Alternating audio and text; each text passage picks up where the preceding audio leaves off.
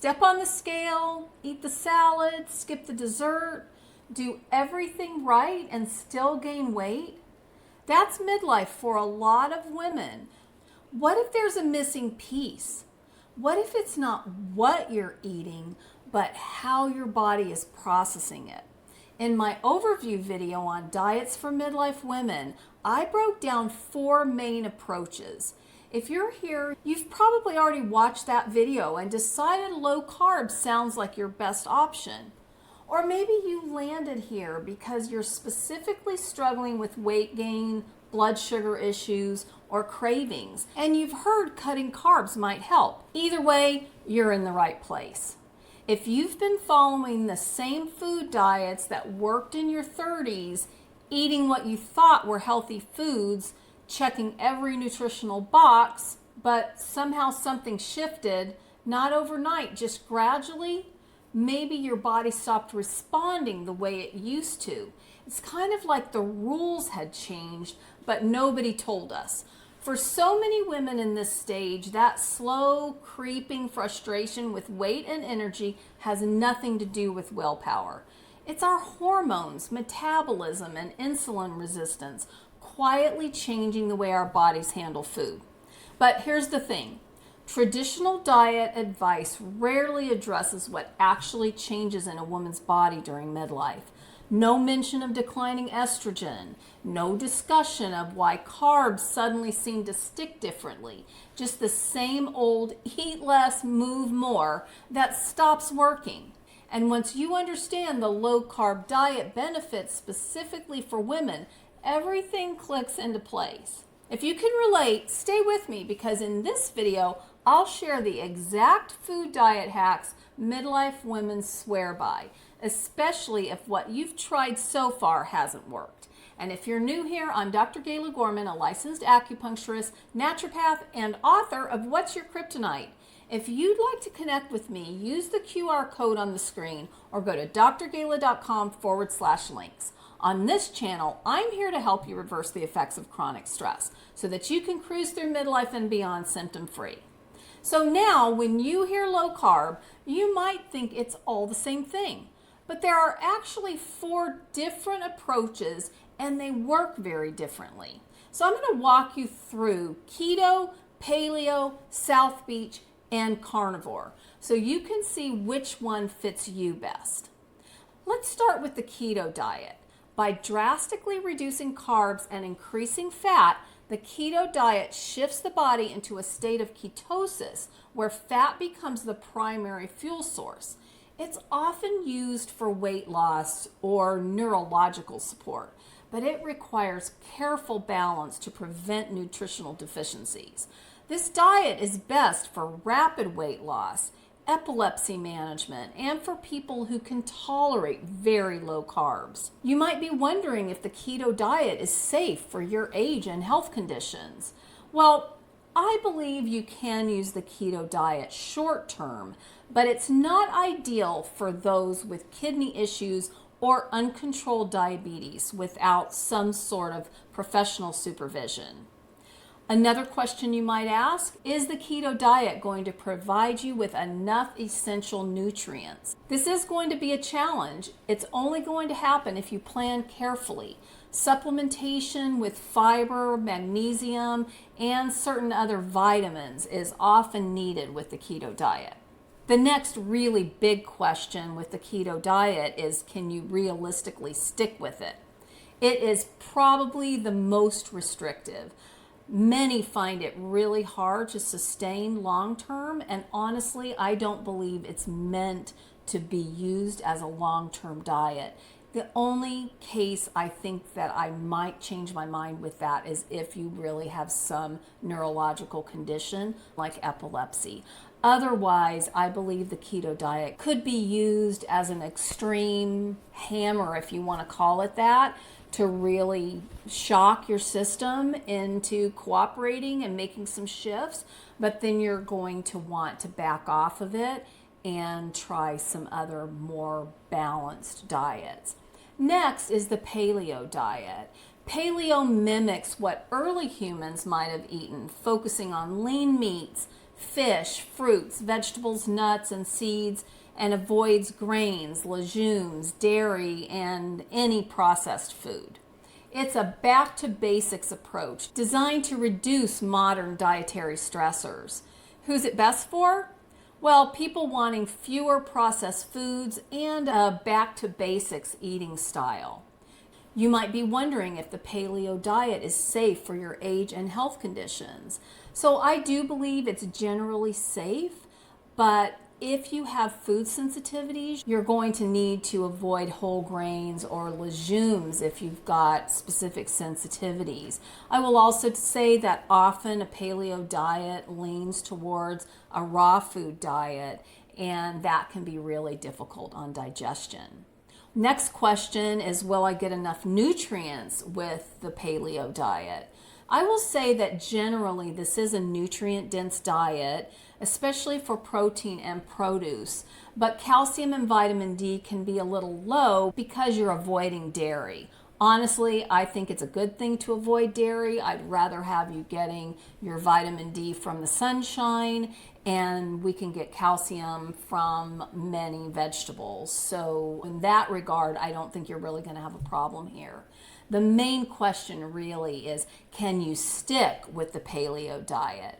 It is easier than keto since it allows fruit and more variety, but cutting out grains and legumes can be really limiting socially and otherwise.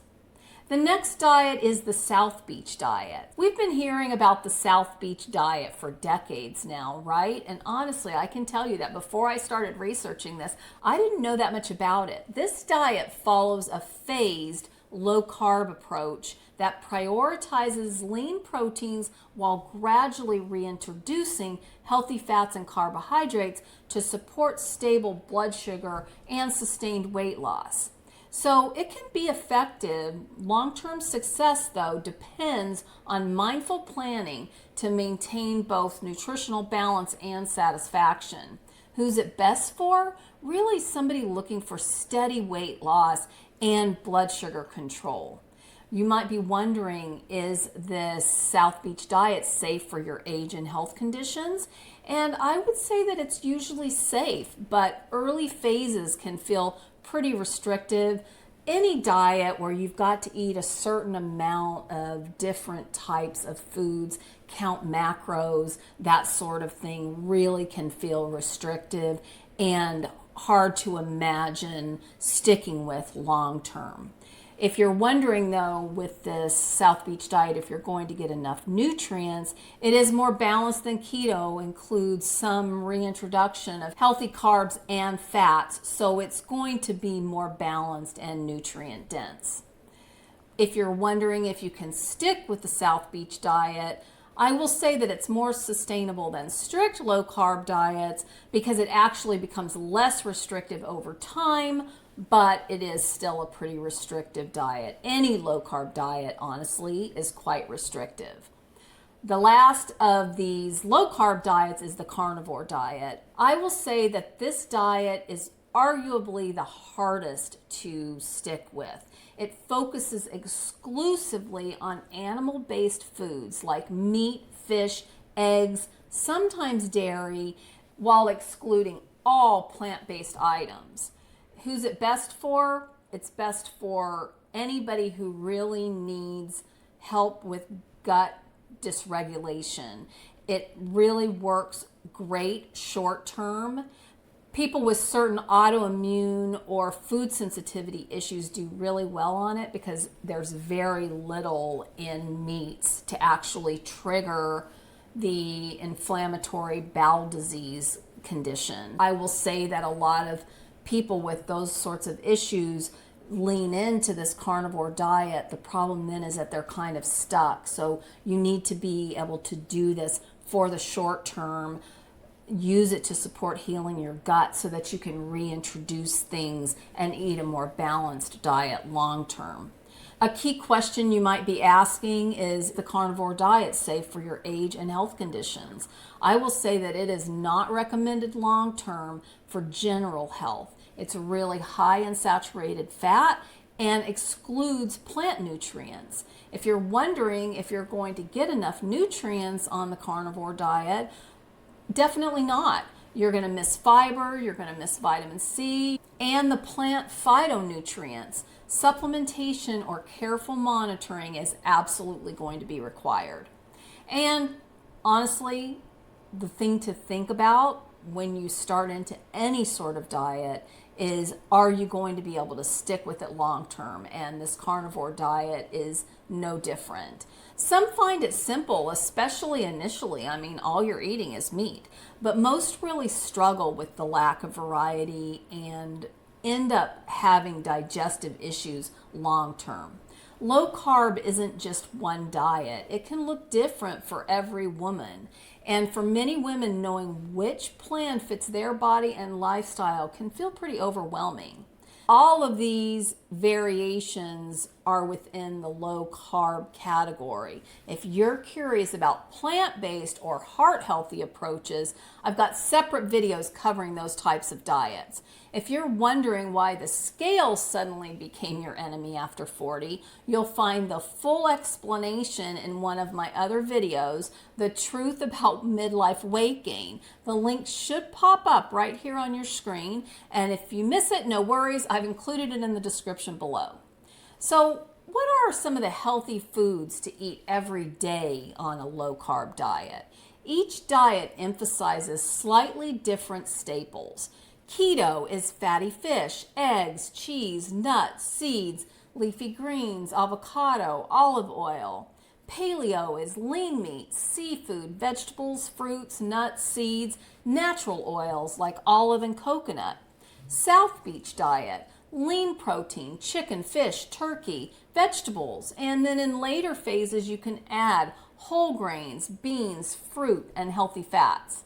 The carnivore diet, beef, poultry, fish, eggs, and some limited dairy. Some versions even allow butter and cheese.